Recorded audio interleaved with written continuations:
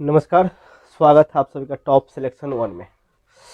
दोस्तों, आज आपकी क्लास रीजनिंग की फाउंडेशन बैच स्टार्ट हो रही है। हमने कहा था 14 तारीख से आपकी फाउंडेशन बैच शाम को 7 बजे स्टार्ट हो रही है। तो आज से रीजनिंग का फाउंडेशन बैच हमने 7 से 8 में शाम को स्टार्ट किया यूट्यूब पे फ्री में। ठीक है, तो सबसे पहले हमको जानना ये होगा कि किसी भी क्षेत्र में जाने से पहले, कोई भी चीज़ की शुरुआत करने से पहले हमें उसके बारे में जानना चाहिए। मान लीजिए कहीं पे युद्ध होता है या किसी प्रकार का कोई भी काम होता है, युद्ध में जाने से पहले उसकी चक्रव्यूह की रचना को कैसे भेदा जाए, उससे हम कैसे बाहर निकले, उसमें जाने का रास्ता कैसा है, ये सारे चीज़ों को हम लोग पता करते हैं, तब जा कर के युद्ध में कूदते हैं। उसी प्रकार से आप समझिए कि हम इस कंपटीशन के युद्ध में कूद गए हैं, तो मुझे अब इससे निकलने का रास्ता मालूम होना चाहिए। तो मालूम होने से पहले आपको पता करना होगा इसमें क्या क्या चीज़ पढ़ना पड़ेगा, मुझे किस प्रकार के क्वेश्चन आते हैं, कैसे इसे पार लगाया जाए, कैसा सिलेबस है, ये सब जानना बेहद ज़रूरी है। तो रीजनिंग का foundation batch special group D और एमटीएस वालों के लिए यूट्यूब पे फ्री में टोटल आपको फ्री क्लास चलेगी। ओके, तो सबसे पहले जानना जरूरी ये है कि रीजनिंग क्या है, कितने प्रकार की रीजनिंग है। तो रीजनिंग का हिंदी होता है तर्क शक्ति। रीजनिंग का हिंदी क्या होता है? तर्क शक्ति। रीजनिंग को हम लोग हिंदी में कहते हैं तर्क शक्ति। ठीक है, और रीजनिंग 3 प्रकार के होते हैं। आप कॉपी में हेडिंग दीजिएगा, रीजनिंग 3 प्रकार के होते हैं। रीजनिंग कितने प्रकार के होते हैं? 3 प्रकार के। पहला वर्बल, दूसरा नॉन वर्बल, तीसरा एनालिटिकल। ठीक है, रीजनिंग 3 प्रकार के होते हैं। पहला वर्बल रीजनिंग, दूसरा नॉन वर्बल रीजनिंग, तीसरा एनालिटिकल रीजनिंग। वर्बल को हिंदी में हम लोग भाषिक कहते हैं। वर्बल को हिंदी में भाषिक कहा जाता है, नॉन वर्बल को अभाषिक, और एनालिटिकल को विश्लेषणात्मक।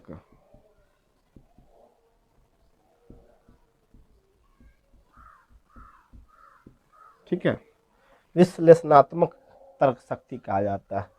रीजनिंग का हिंदी होता है तर्क शक्ति। रीजनिंग 3 प्रकार के होते हैं।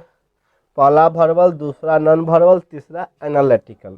ठीक है, अब रीजनिंग को विख्याताओं ने मतलब जो हमारे बुजुर्गों ने, हमारे पहले के पीढ़ियों ने 3 पार्ट में बांटा है। क्या किया है? 3 पार्ट में रीजनिंग को बांट दिया है। पहला वर्बल में बांटा, दूसरा नॉन वर्बल में, तीसरा एनालिटिकल में। अब सबसे पहले हमको वर्बल पढ़ना है। ठीक है, हम सबसे पहले आपको वर्बल पढ़ाएं, मतलब भाषिक तर्क शक्ति को हम लोग सबसे पहले स्टार्ट करेंगे। अब भाषिक तर्क शक्ति के अंदर टोटल 27 चैप्टर इसमें पढ़ने पड़ेंगे आपको। कितने? Total 27 chapter. वर्बल के अंदर 27 पढ़ना है, नॉन वर्बल के अंदर 9 पढ़ना है, एनालिटिकल के अंदर 5 पढ़ना है। तो ये सारा आपका जो लिखा हुआ है, ये सारा सिलेबस, ये आपको वर्बल का लिखा हुआ है। ठीक है, ये सारा वर्बल का लिखा हुआ है। पहले हम लोग वर्बल ख़त्म कर लेंगे, उसके बाद नॉन वर्बल में आएंगे, उसके बाद हम लोग एनालिटिकल पढ़ेंगे। तो सबसे पहले हम लोग को सिलेबस जानना है। क्या करना है? सिलेबस जानना है। तो सबसे पहले वर्बल स्टार्ट करने के लिए सबसे पहला चैप्टर आता है सेलोलिज्म। क्या आता है? सेलोलिज्म, जिसको हम लोग क्या हिंदी में कहते थे? न्याय निगमन। हिंदी में क्या कहते थे? न्याय निगमन। सेलोलिज्म से हम स्टार्ट करेंगे। जैसे जैसे बोर्ड पे लिखा हुआ है ना, उस तरह से चैप्टर बाय चैप्टर हम लोग पढ़ते जाएंगे। ठीक है, ये सेलोलिज्म पढ़ना है। उसके बाद कैलेंडर पढ़ना है, क्लॉक पढ़ना है, अल्फ़ाबेट पढ़ना है, कोडिंग डिकोडिंग पढ़ना है, रैंकिंग पढ़ना है, डायरेक्शन डिस्टेंस पढ़ना है, सिटिंग अरेंजमेंट पढ़ना है, पजल पढ़ना है, ब्लड रिलेशन पढ़ना है, मैट्रिक पढ़ना है, इनइक्वालिटी पढ़ना है, Venn diagram, digit Venn diagram, dice, mathematical operation, analogy, letter series, number series, word analogy, letter analogy, digit analogy. Analogy से 3 चैप्टर, ठीक है। क्यूब पढ़ना है, क्यूब से क्वेश्चन नहीं आता लेकिन क्यूब पढ़ा देंगे, इसे बहुत अब क्यूब से क्वेश्चन अब नहीं आ रहा, ठीक है। ये सारे के सारे इंपॉर्टेंट हैं। सबसे पहला इंपॉर्टेंट चैप्टर सेलुलिज्म है। बैंकिंग के में सबसे ज़्यादा 5 नंबर यहाँ से आता है, ठीक है। 5 नंबर बैंकिंग के लिए आता है यहाँ से, और सारे चैप्टर से 1 नंबर 2 नंबर आता ही आता है। जो नहीं आता है उधर लिख दिए, लेकिन पढ़ना सबको है। अब कभी पूछ देगा साइंस समझो तो अब क्या कीजिएगा, नहीं पढ़े रहिएगा तो कैसे लिखिएगा, इसलिए जानना जरूरी है। Input output, word formation, word arrangement और लॉजिक सीक्वेंस ऑफ वर्ड, ये सारे 27 चैप्टर को हम लोगों ने वर्बल में पढ़ेंगे। हम लोग क्या करेंगे, वर्बल में पढ़ना है, मतलब भाषिक तर्क शक्ति के अंदर ये 27 चैप्टर मुझे पढ़ना है रीजनिंग में।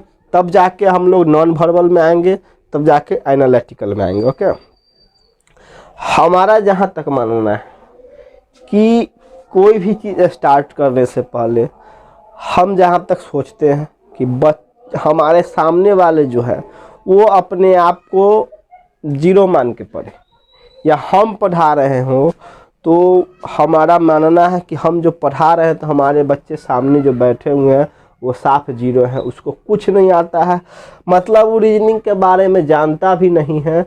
अब हम उसको रीजनिंग बढ़िया तरीक़ा से सिखाएंगे। तो अब हम लोग नेक्स्ट क्लास में अगर अभी समय मिलेगा तो एक चैप्टर स्टार्ट करेंगे सेलुलिज्म, ठीक है। लेकिन स्टार्ट करने में सेलुलिज्म पहला क्लास इसका थोड़ा लंबा चलेगा, क्योंकि इसमें कुछ हम ऐसा ट्रिक आपको पढ़ाएंगे ना, कुछ ऐसा कॉन्सेप्ट बताएंगे ताकि आपको सेलुलिज्म में कभी दिक्कत होगी ही नहीं। तो हम लोग एक एक करके बारी बारी से सारा का सारा चैप्टर पढ़ेंगे, और एक एक कॉन्सेप्ट क्लियर करते हुए, छोटी छोटी सी कॉन्सेप्ट, छोटी छोटी मोटी मोटी जो भी जिस प्रकार का कॉन्सेप्ट होगा, जैसा जैसा ट्रिक होगा, सारा का सारा हम लोग कॉन्सेप्ट क्लियर करेंगे। और तब जाके प्रत्येक क्वेश्चन का एक एक क्वेश्चन चुन चुन करके, जो ग्रुप डी और एमटीएस या बैंकिंग जो भी जिस लेवल का क्वेश्चन, रेलवे में जिस प्रकार का पूछता हो, एसएससी में जिस प्रकार का पूछता, हर एक पैटर्न पे चर्चा करेंगे, ठीक है। तो सबसे पहले आप ये पूरा का पूरा लिख लीजिए अपने कॉपी में, क्योंकि आपको पता होना चाहिए कि मुझे क्या रीजनिंग के अंदर पढ़ना है। तो ये सारा 27 चैप्टर वर्बल के अंदर पढ़ेंगे, 9 चैप्टर इसके बाद हम लिखवा देंगे। जब नॉन वर्बल स्टार्ट करेंगे ना तो 27 में अभी पढ़ लेते हैं, उसके बाद जब नॉन वर्बल स्टार्ट करेंगे तो 9 चैप्टर उसमें लिखा देंगे क्या क्या पढ़ना है। और जब 9 चैप्टर ख़त्म हो जाएगा नॉन वर्बल का, तो एनालिटिकल में 5 चैप्टर आता है, वह 5 चैप्टर को हम लोग लास्ट में पढ़ लेंगे। लेकिन सबसे पहले वर्बल पढ़ेंगे, ठीक है।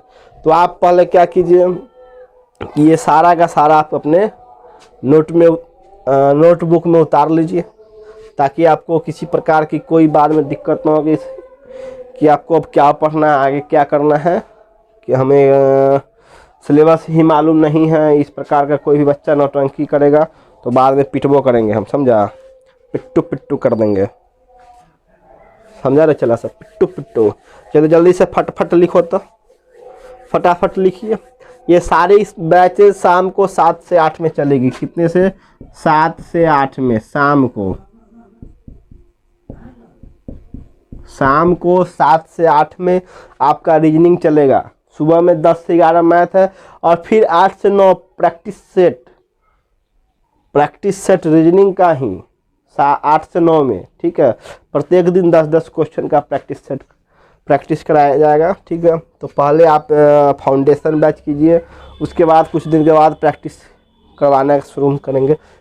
हर एक सेट का क्वेश्चन तैयार कर रहे हैं, उसके बाद वो प्रैक्टिस सेट चालू हुआ, जो 8 से 9 में क्लास चलेगी, ठीक है। तब तक एक 10 से 11 में मैथ है आपकी फाउंडेशन, और शाम को 7 से 8 में रीजनिंग का फाउंडेशन बैच, ठीक है। जल्दी से लिखो इसको। और ख़ास तौर से ग्रुप डी वालों के लिए, और जो ऑफलाइन में पढ़ रहे हैं वो तो बहुत आगे बढ़ गए हैं, ऐसे ऑनलाइन वालों के लिए सुविधा हो गई।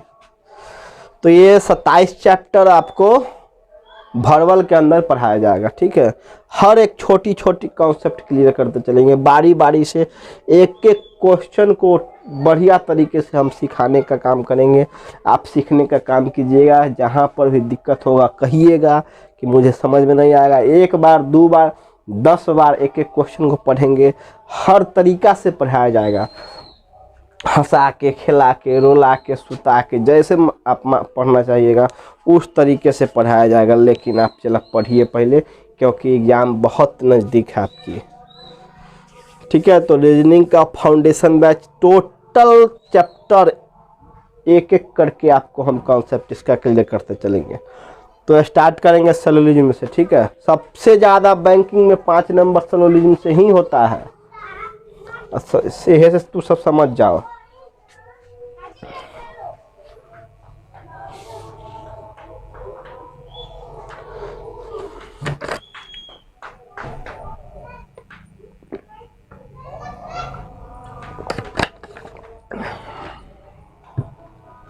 जब युद्ध में कुदुक गया है, जब इतना बड़ा युद्ध में कुदुक गया है, तो ये सब क्या तुम्हारे लिए, जहाँ 2 घंटा 4 घंटा एक एक चैप्टर पे ध्यान देगा, सारा का सारा कॉन्सेप्ट तुम्हारा क्लियर होते चल जाएगा।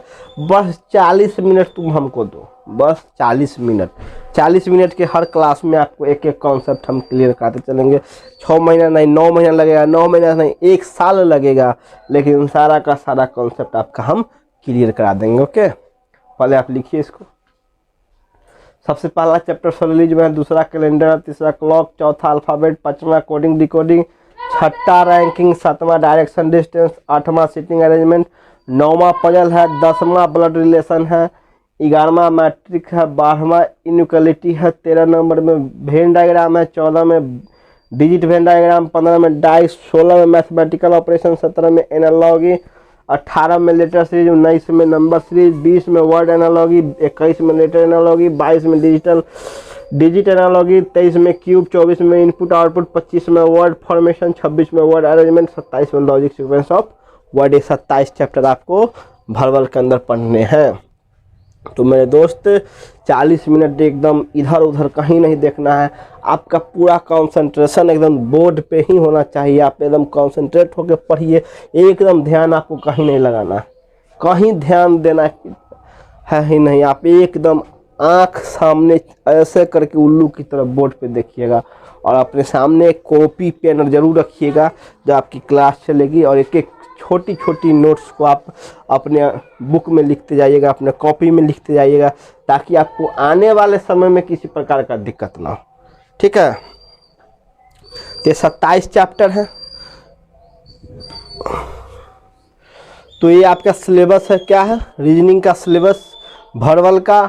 उसके बाद हम लोग नॉन वर्बल पढ़ेंगे, तीसरा में एनालिटिकल पढ़ेंगे, ठीक है। तो ये सारा का सारा वर्बल का है, और एक एक करके बारी बारी से सारा 27 चैप्टर हम लोग पढ़ेंगे।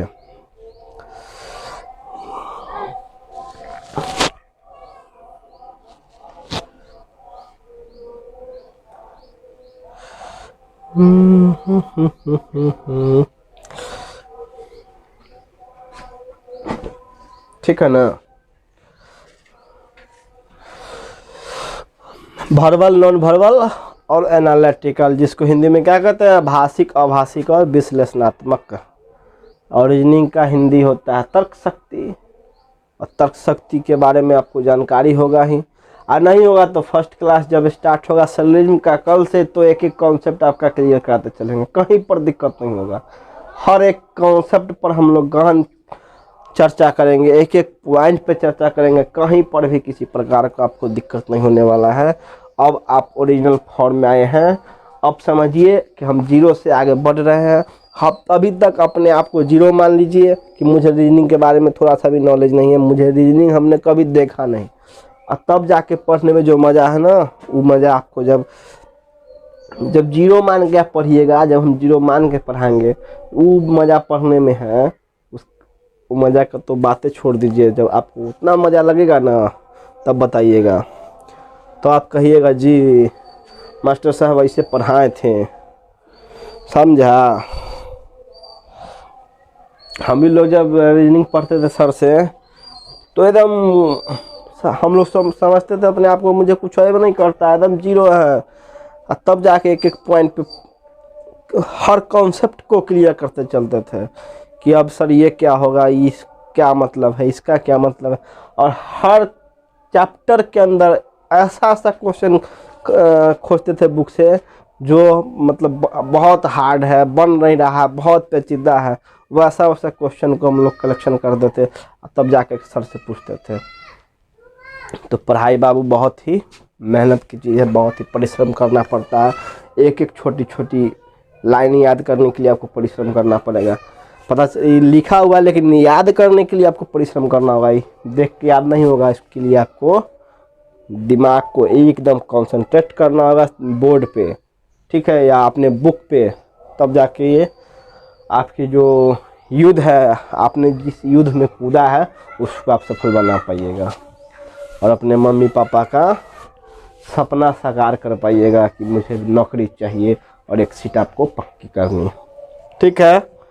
तो ये आपका सिलेबस रहा। फिर मिलते हैं नेक्स्ट क्लास में फर्स्ट चैप्टर के साथ, थ्योरलिज्म के साथ। कल आपका ये पूरा सिलेबस है, आप बोर्ड पे उतार लीजिए। Okay, all the best, thank you. फिर मिलते हैं कल की क्लास में। Okay, bye bye.